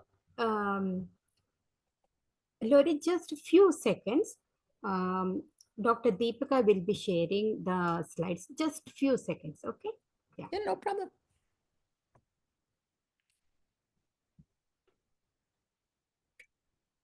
Dr. Deepika?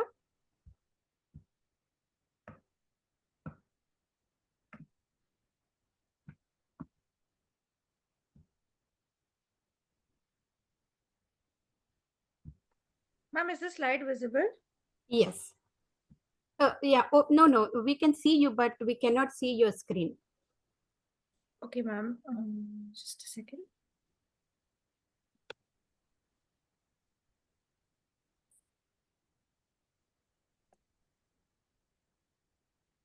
Sorry for inconvenience. Just 2 seconds, Shilpi. How Yeah. about now, ma'am? Yes, we can see. Yes, Dr. Lauri, she is sharing the screen. Yeah, please. Yeah, Just perfect. We're up to the next slide on what are we seeing. Yeah, just to move a little bit more, I think. Yeah. Perfect, that's fine. So now what are we seeing out there in the world? We're seeing much more a shift towards from single prescriptions to people who are taking multiple prescriptions. We're seeing people studying protocols where they don't quite master learning the repertory or the materia medica, and they're following people who are teaching for allergies, say, here are the 5 remedies to consider. So they're not having an in-depth training in all the different nuances of all the different remedies. And they're also having a tremendous reliance on combination remedies, remedies that are called by the name of the ailment, like something for, women's cramps remedy or something like that. And so it's easy to purchase in a pharmacy or a health food store, and less a deep understanding of the value of each particular single homeopathic medicine. So now in the next slide, I ask my question, is there room for all of this? Can we select treatments that will do the most good for the patient? And can we choose the method of analysis that's best for each individual prescriber based on their needs? So next slide, please. So let's just take a moment now and pause and just review the different ways people are prescribing. First, there's single medicine prescriptions, where you try to find a homeopathic medicine that covers all the patient's rare and peculiar symptoms. Higher doses are commonly prescribed. They're not given that frequently, usually maybe once or twice a month. I was just at a seminar and I heard an excellent homeopath talk about giving a 200 dose daily. So there are many different variations on this, but essentially the homeopath is striving to initiate the body to start a natural healing process. Next slide. The benefits of this way of prescribing is that they're based on the simillimum. They address physical, emotional, and mental concerns. The patient's general vitality can be restored, along with major shifts that bring on the word that they experience a huge transformation. It's not just that an allergy symptom went away, they feel completely revitalized by the homeopathic medicine they were given. It also helps us to build a connection with the natural world.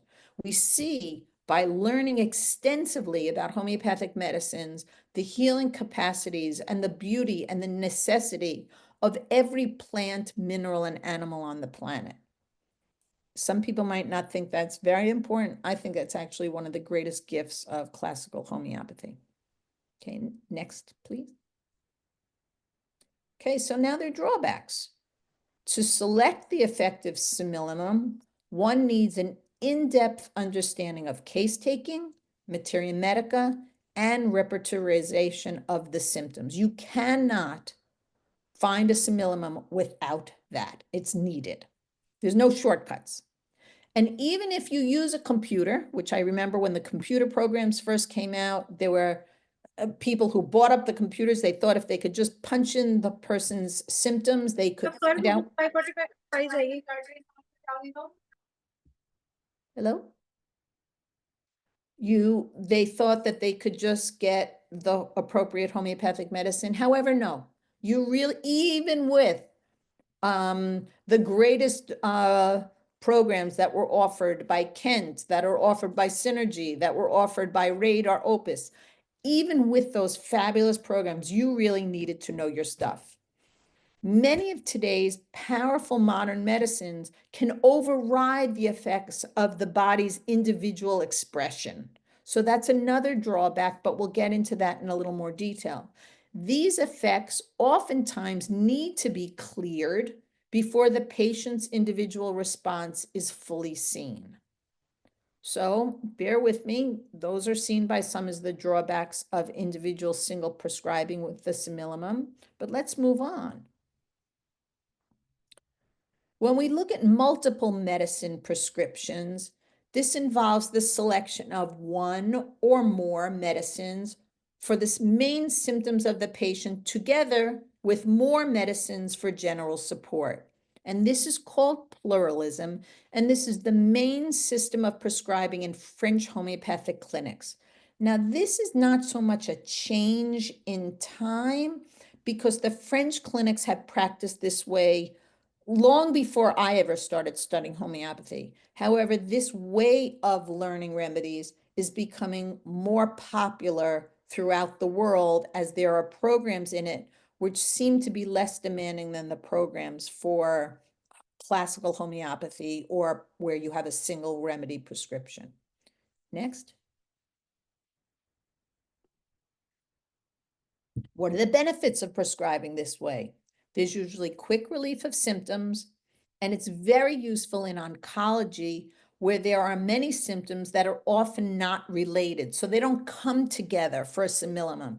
There's one symptom that's caused by the chemo. There's another symptom that's caused by the weakened immune system. So for in oncology cases, and the doctor who's written the most about this is Dr. Lionel Bajot from France. He brings out how there are some small remedies that can be given to get rid of the side effects of some of the treatments in cancer.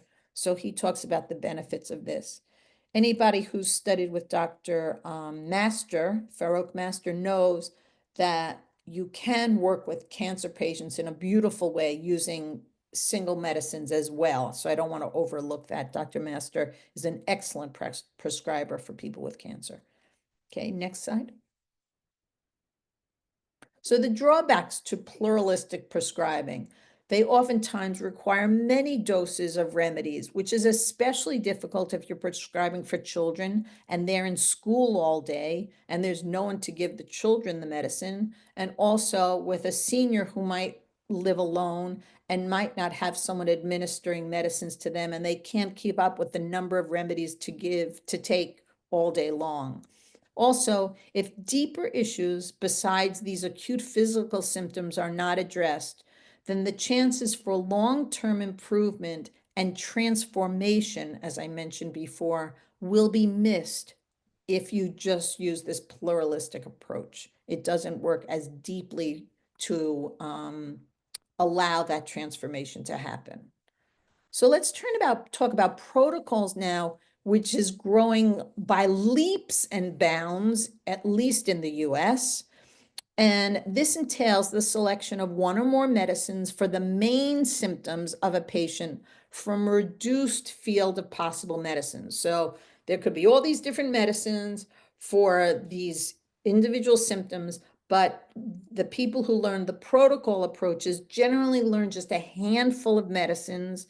They might not do a deep dive into the repertory of materia medica, and so they only become aware of a handful of medicines for each symptom or condition. Okay, next.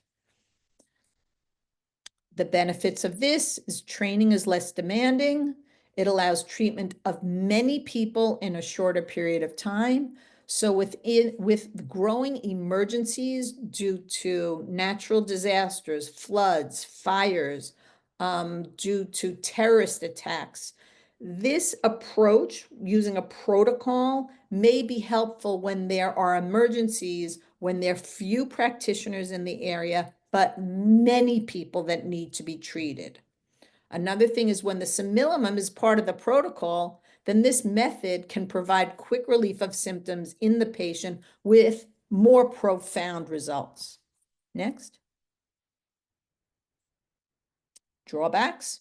When the simillimum is not part of the protocol, healing with homeopathy may not even occur, and the patient should be referred to a more experienced practitioner or someone who has studied a classical homeopathy or homeopathy where they're using a single, more deep acting remedy. Now we have to wonder, will that happen in all cases, or will the practitioner hold on to that patient and never refer them for treatment using a different method, which does happen. Okay, so next.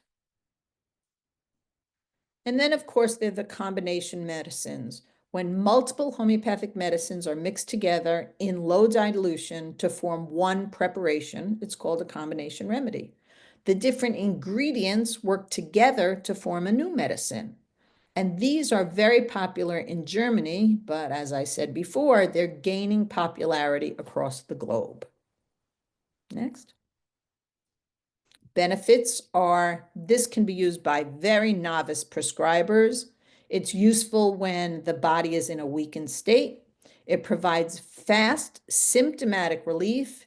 It can be used to support weakened organs and symptoms frequently encountered in complex pathology. There's a great study I refer to here. And it's used to allow drainage of organs in preparation for long-term treatment. Next. Drawbacks: short-acting, superficial, the effectiveness decreases over time. It's not based on the law of similars, but on experience in medical practice, and some believe it can mask symptoms, which can be advantageous in oncology with patients suffering from many side effects, but other people think it can be disadvantaged. Okay, so here's where we turn to a discussion. Is there room for all of these ways of practicing? How do we select which treatment will do the most good for the patient? Are there methods that are best suited for certain types of practitioners with certain personalities? Will healthcare practitioners and home prescribers be open to referring to someone else who practices using a different method if they see that their method is not getting successful results? And how do we keep the lines of communication open between different prescribers? How can we learn from each other? How can we stay a unified profession? Next slide, please. So hang on, don't advance it anymore. So now, what I say to you is that when I attend the Liga conference, and they're medical doctors and practitioners from all over the world, and they're asking, how do we get more people to use homeopathy? And in the US, there are all these changes that are happening, as there are in many other countries, countries that used to include homeopathy in their healthcare system and in their national health coverage, and now they don't. So there are changes happening, different changes in all different countries. But when people who are committed to homeopathy say, how do we move the profession forward? How do we attract more people to use homeopathy? How do we attract more smart people to study homeopathy? We have to know where we're going. There are all these, it used to be, as I say, this is a personal journey. When I started studying homeopathy, all I knew was there was one way to do it, and we were all united in that. But now many different avenues are popping up. And if we want to keep the profession united, and if we want to keep the public open to learning homeopathy, going to homeopath, being treated homeopathically, we need our profession to be united.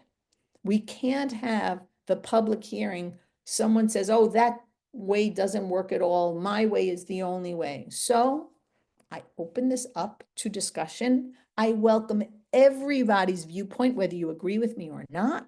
But I think that I'm bringing this to your community so that you can start the discussion. As I said, I've never opened this discussion before, never taught this. And I really appreciate what any of you have to say. So thank you for giving me a chance to speak. And before I invite Marjorie Stearns to tell you more about the National Center for Homeopathy conference, I would just love to have some questions. So what is my query? My query is,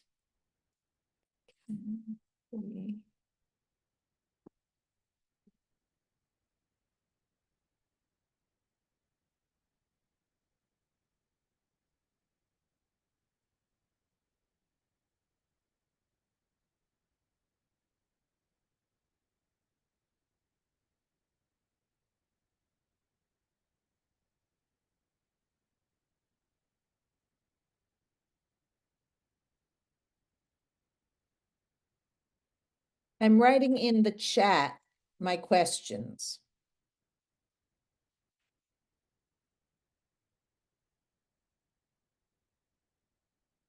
So how do we include different ways of practicing in our profession? How do we stay united profession? And actually, before I even open up to discussion, I want to share something to you that Dr. Farouk Master posted on Facebook just this morning. And this was by accident that I came upon it. I wasn't looking for any brilliant lines from any homeopath. He had a beautiful post dedicated to young practitioners. And he was saying, my 5 tips for the young homeopath. He said, listen beyond words, treat the person, not the disease. Patience is power. Healing is a journey. Master your tools, the repertory and the materia medica. There is a mind-body connection. Emotions and physical health are deeply intertwined. Dr. Master is such a good homeopath. How do we make sure these 5 aspects are taught to people who want to know more about homeopathy?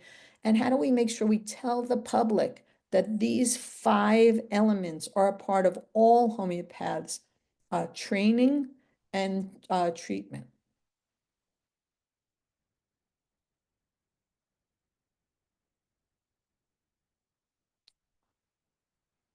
Dr. Kavitha, is there anyone who has anything they want to contribute?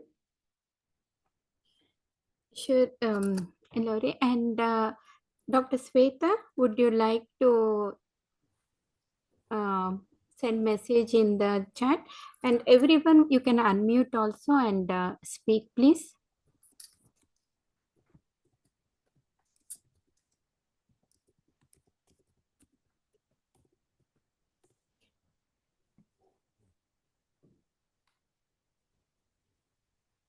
Maybe I'll ask an even easier question. So I would imagine most of the participants in this webinar are from India. Am I correct, Dr. Kavitha? Around the globe, and yes, you are right, Dr. Okay. Derek. Like many. So in India, this is just a simple question for everybody. Do you feel like the profession is united? Is this just something I'm seeing from my perspective in New York? Or do you feel like people are united and there's less a change in your country? Which might be the case.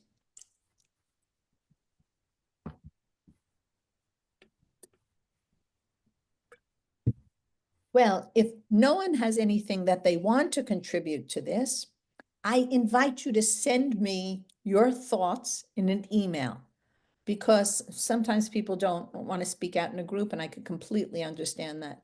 But I truly respect the thoughts that you might have. Please feel free to share them with me in an email. My email comes up at the end, Laurie@drlaurigrossman.com. And now I would love to pass the conversation on Dr. to, Lauri, Dr. yeah. Sweta, would you like to read the message, please? We have someone. Yes. Oh, okay. Dr. Sudharani said, how about including homeopathy in healthcare system as individually and giving license to homeopaths as other practitioners?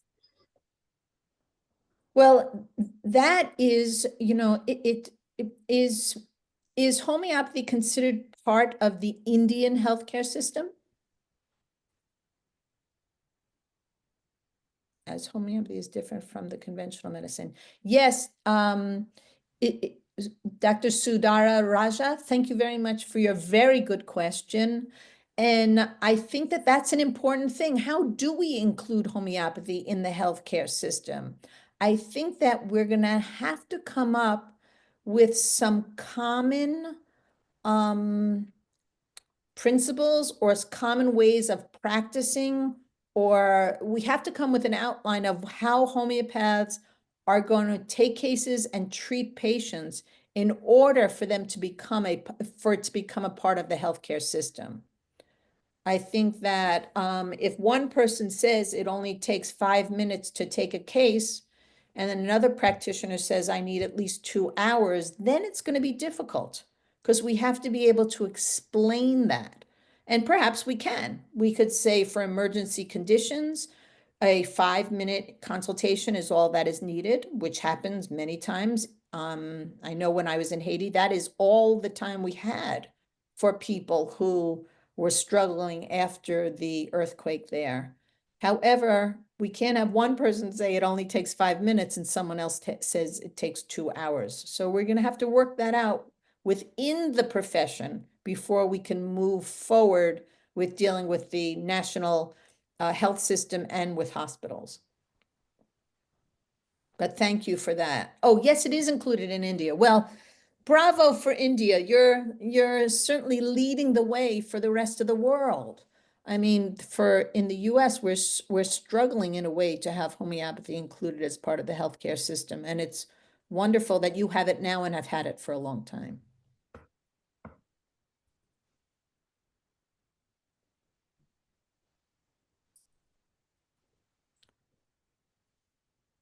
Yes, Dr. Larry, like Indian doctor, we are so honored and got that privilege. So fortunate. Well, thank you. Someone just posted, in my opinion, to stay united profession, we have to foster a collaborative relationship. And I'm so glad you posted, because I'm going to close with that comment. I couldn't agree with you more. I do think we're going to have to find a way to foster collaborative relationships, no matter what system of prescribing anyone uses, especially if a patient doesn't respond to one way.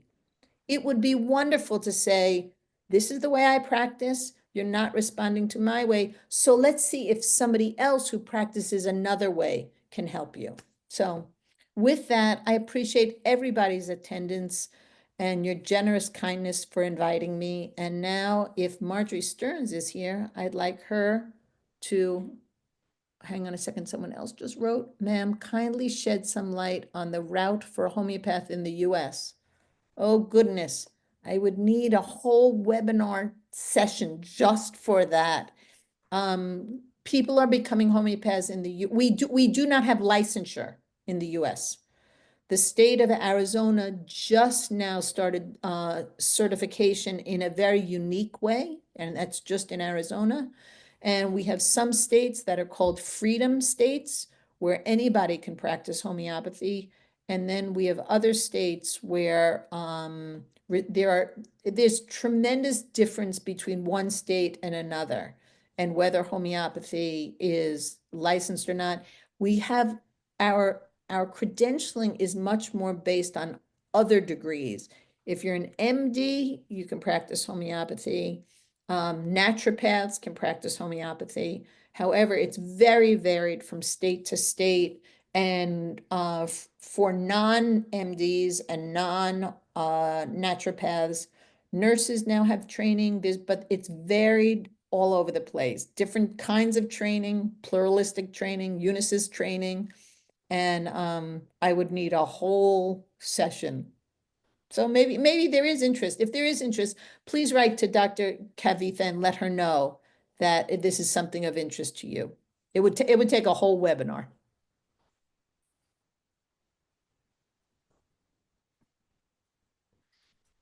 Definitely, we will bring you back, Dr. Laurie. It seems Thank like many questions are coming up. Yeah, people write to the National Center for Homeopathy about that actually quite frequently. So it is a question for people. Well, many Indian homeopaths have families in the US, or they travel back and forth and they want to know how they could practice in the US. It's a common question.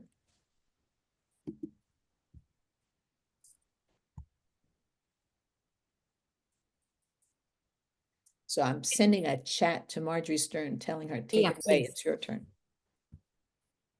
We would like more about the JHA, Dr. Laurie. Yeah. Okay, so that's very interesting talk, and I'm very thankful to join this conversation, and thanks for inviting me. And thank you, Dr. Kavitha, for your longtime support to the National Center for Homeopathy and for our conference that we have been holding each year, the Joint American Homeopathic Conference. You've been a longtime sponsor and supporter for us. And I'm just here to share a little bit about our upcoming conference this year.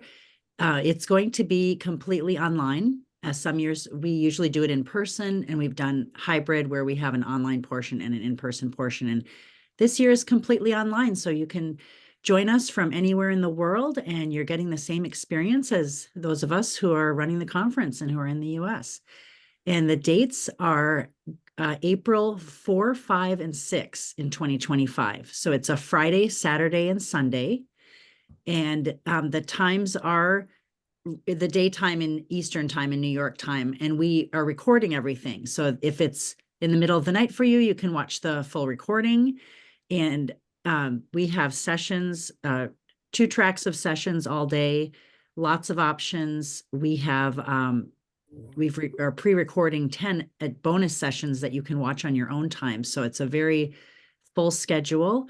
And new this year, we are hosting workshops. We've added on Thursday, April 3rd, we are doing 4 workshops, 2 in the morning, 2 in the afternoon in the US time and Eastern time, on different topics. And these workshops are, most of them are consumer-based, or practitioners can learn how to share this information in their practice. But we have topics such as there's like an emergency preparedness, dealing with natural disasters, or if you choose to or are forced to live off the grid, how to use homeopathy in, staying healthy and well in that. And then we have a plant workshop for gardening and using homeopathy with plants and gardens. And we have a veterinary medicine doctor who is a homeopath that's going to be giving a workshop on using homeopathy with your pets at home to help them in their wellness journey. And then we also have a workshop that's geared towards practitioners, and that is about addiction and recovery from addiction using homeopathy and natural wellness. And so consumers can join to learn about it, but it's really more focused on a professional practice. And I'm going to put in the chat here the conference website that you can visit, and this has all the full details of our speakers and our topics. I can give you a quick overview, but do visit the website. There's many tabs you can look at to see the full lineup. At the National Center, the conference committee carefully selects a wide variety of topics to appeal to all levels of training, from wellness seekers for individuals all the way up to advanced clinical use. And we have speakers that are professional homeopaths, naturopathic doctors using homeopathy in their practice, medical doctors, veterinary medicine doctors. This year, we also have a few speakers who are licensed in acupuncture and are also professional homeopaths.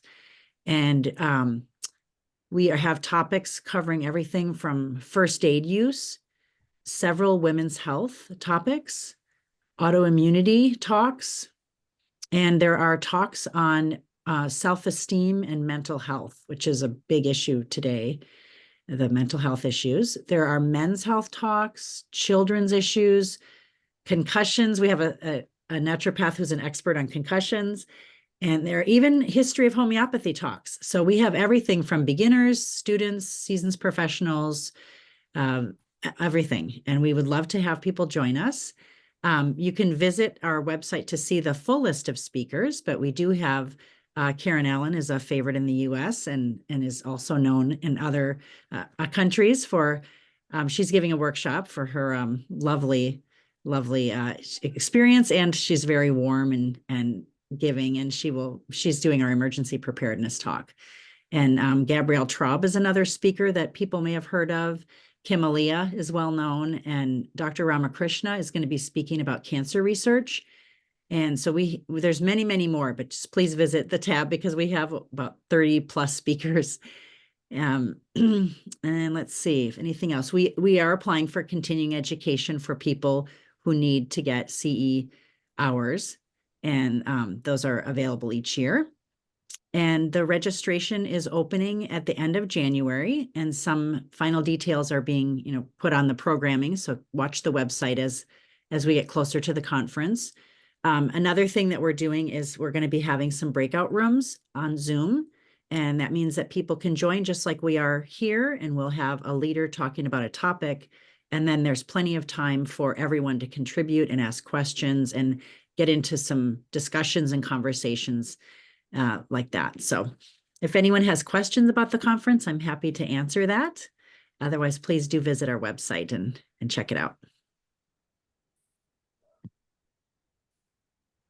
I'm just going to jump in here and say for everybody, Marjorie Stearns has posted in the chat the conference website, and that's where you can get all the information, jahc.info/conference. Thank you.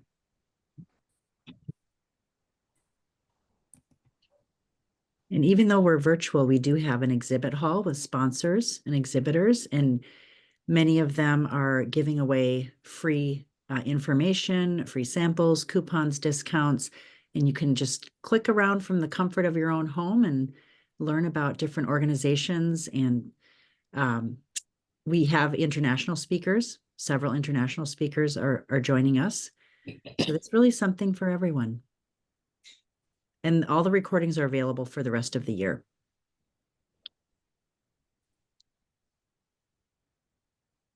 So I'll just thank Marjorie. Thank you so much for sharing this. I know no one can imagine the number of hours that Marjorie puts into helping with the rest of the conference committee to put this together.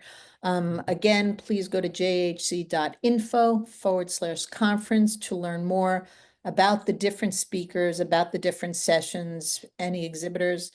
Dr. Shweta, if you scroll up now, people can now see more about joining the National Center for Homeopathy. We're going backwards. If you keep going, stop. There you go.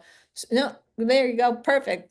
So remember, if you want more information about the National Center for Homeopathy, it's homeopathycenter.org, homeopathycenter.org. If you have any questions about what I was speaking about, my personal email is Laurie@drlaurigrossman.com. Just notice how you spell Laurie. It's an unusual way. And Dr. Shweta, keep going. For anyone who wants to gain access to the Learning Center from the National Center for Homeopathy, if you become a member, you can learn more. You get access to our quarterly magazine, which is our top-rated product. It's fabulous. Lots of different cases, which are always on timely topics. You can get infographics in that illustration. An infographic is just a sheet that lists the main remedies for a infinite number of conditions. They're very valuable to healthcare practitioners and home prescribers alike. For anyone who is a member of the KHC Homeopathy Study Group and who has been on this call, we invite you to become a member and to take $10 off your membership by using the coupon code TAKE10. If you could see it there, lowercase take10, and you can get $10 off your membership with the National Center for Homeopathy and gain access to all of our magazines, our infographics, and our webinars as well. So it's a delight to always work with the KHA study group. Thank you very much, Kavitha. Lastly, if Dr. Shweta, you just go a little further, just know that these organizations that are listed here, they're all organizational members of the National Center for Homeopathy. And if you become a member, you get discounts from Boron, Washington Homeopathics, and Alois, which are homeopathic manufacturing companies. And you can receive discounts if you're a member. So just want you all to be aware of that. And I'd love to end on the slide for the conference, because since it's a virtual conference this year, you all have the ability to join us. I personally welcome you. So does Marjorie. I'm passing over the role of president to Marjorie during this conference. So it will be a special kind of heart-touching conference with a president coming in and a president moving on to other roles with the National Center for Homeopathy, but you can be there as it happens. And I invite you all to take advantage of the conference. It's really going to be an excellent one with very new topics. I think emergency preparedness is a fabulous new topic. We have really good speakers. So I hope to see you all there.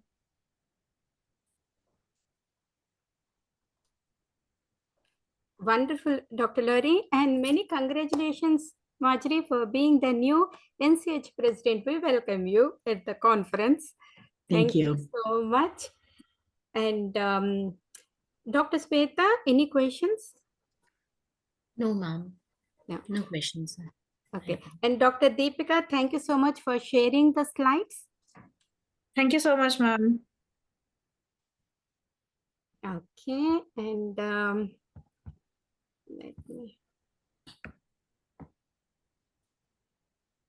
Okay. Just so I would encourage everyone to join JHC because so much Marjorie has told and Dr. Lauri has told about NCH, and it's a great opportunity. Do not miss. And as always, through our Ka Homeopathy study group, we love to provide Amazon gift prize for JHC 2025 Leadership Board winners also this year. And we'll send you that coupon soon, Dr. Lauri. And so I have been JHC speaker a few times, and I enjoyed the conference a lot and shared my experiences, how much I felt. And that the thing was, as a speaker with the late Dr. Luke Montner is an awarding. It's a great honor. So it's a great honor for everyone to be as a JHC speaker. So anyone wants to say a few words or we are good? I think I'm good. Okay. And we would like to take off. Dr. Sweta, you want to ask, shall we share the certificate or anything you wanted to say? No, ma'am, it's all good. And the session was really enlightening. I really liked it. And congratulations for this. And shall I share the certificate? Yes, sure.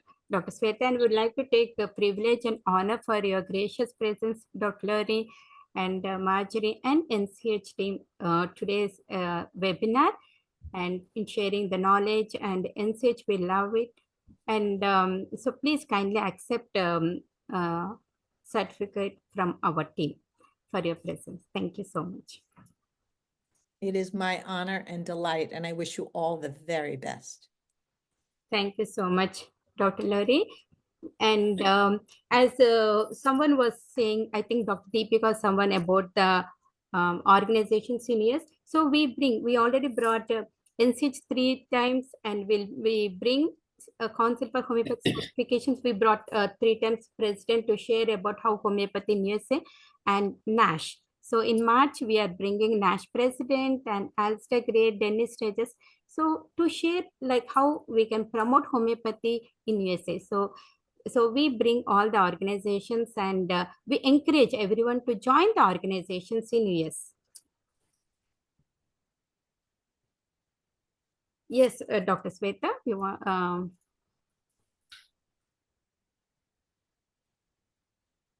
Shall I wander? Yeah, is Dr. I think Dr. Sasya is here, right? Yes, ma'am. Yes. Yeah, I would love to give the audience about our ethics and benefits. Should I go ahead, ma'am? Sure. Doctor, are you sharing the screen? Actually, I was trying to share my screen, but I'm not able to do that. Okay, let me, I think, I don't know whether, yeah, you are a co-host. That's fine. It's okay. Yeah, thank you. Thank you so much, ma'am, for giving me such a wonderful opportunity. I mean, I feel so grateful to be a part of Ka Homeopathy Study Group Pro Bono, which is established in May 2020, and I'm loving to be as a volunteer. So, coming to our ethics and benefits, to be a speaker needs at least 1 to 2 months active volunteering. Only Ka speakers' themes are promoted in the newsletters and webinars. Ka provides volunteering for 2 to 12 months, respects and inspires volunteers to grow. Active volunteers will be promoted through our website, social media, and added to the WhatsApp group. Articles of the volunteers will be posted on our website and newsletter, and it will be sent for the publication at other journals too. The volunteers and speakers are eligible for the prestigious Ka annual awards. Volunteers are eligible for Ka inspirational talks and also eligible for the case discussions. Ka promotes homeopathic organizations as well as their mega events. It also promotes the great work of the speakers through their book reviews. Honorable guests may propose their future courses or events after the webinar. We usually maintain a healthy and happy environment, so keeps only like-minded folks, and we request everyone to maintain the confidentiality of the group. And thank you so much for attending the webinar, and thank you, Dr. Kavita ma'am, for giving me such a wonderful opportunity to share our ethics and benefits.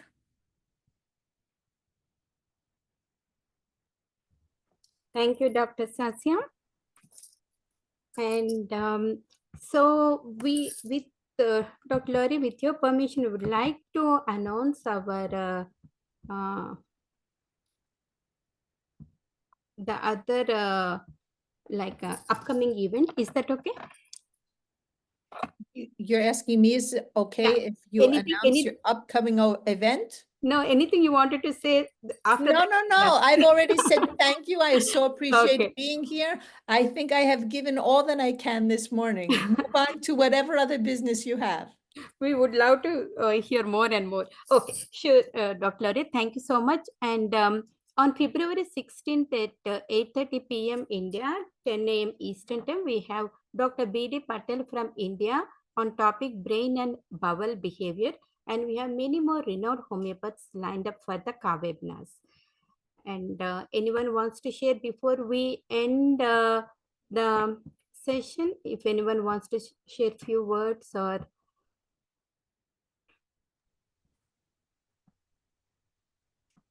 all good. And thank you once again to the Homeopathy entire team. And today many have joined our volunteers and also on the Facebook. Thank each one of you. Apart from Dr. Sweta Singh, Dr. Deepika, Dr. Sasya, and Dr. Shravana, and Dr. Mamata, and many more, Dr. Nasima, and many more have joined today. And thank you so much for all the participants, Angela, Dharmendra, Matanella, Marjorie, and many more. Okay, so Dr. Sweta, would you like to end the session, please? Sure, ma'am. Thank you. Thanks to our honorable speakers, and heartfelt thanks to our viewers and followers to join us today. We have many such informative webinars lined up in the upcoming sessions with many more renowned homeopaths.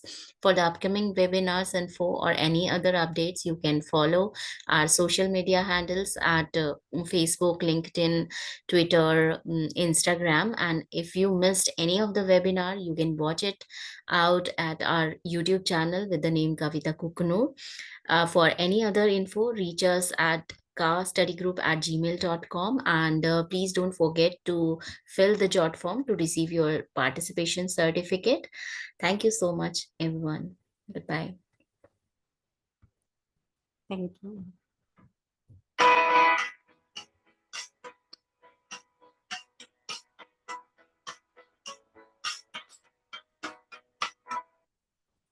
Thank you. Thank you all. Thank you, ma'am.